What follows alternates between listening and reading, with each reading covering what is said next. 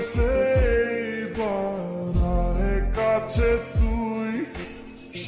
রাস্তার মাঝে এসব কি হচ্ছে? ঘরের বাচ্চা কেন ঢুকছে না? ফাজিল সব। ফাজিল মানে? আপনি তো বিয়াদব মেয়ে, মানুষের সাথে কিভাবে কথা বলতে হয় সেটাও জানেন না। এই বিয়াদব কি বলছো? রাস্তাটা তোমার বাপের না, বুঝেছো?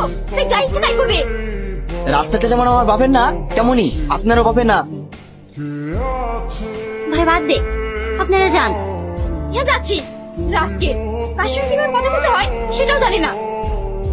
এই যে শহরের মেয়ে বলে ছেড়ে দিচ্ছি, তাই বলে এই নয় যে আপনার সব অপমান মেনে নেব। এই চল।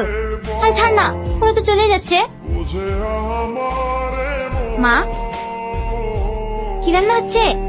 বেরো তুই, খাওয়ার সময় ঠিক জানতে পারবি। ওরে বাবা রে, যাচ্ছি যাচ্ছি।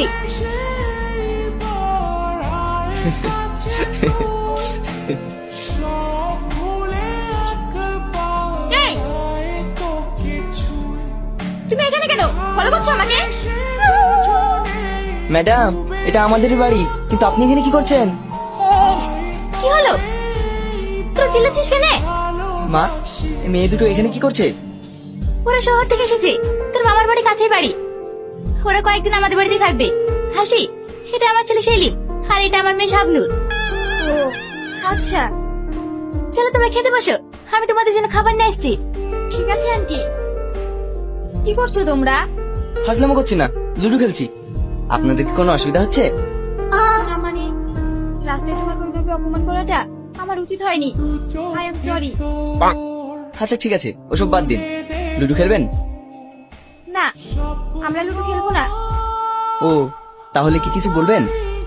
হ্যাঁ, বলছিলাম বিকেলে গ্রামে একটু শুট করবো, তো তোমরা যাবে আমাদের সাথে? গেলে খুব ভালো হতো। শাবনূর যাবে, কিন্তু আমি যেতে পারবো না, আমার একটু কাজ আছে। শাবনূর, তাহলে তোরা যা, আমি কাজটা সেরে আসি।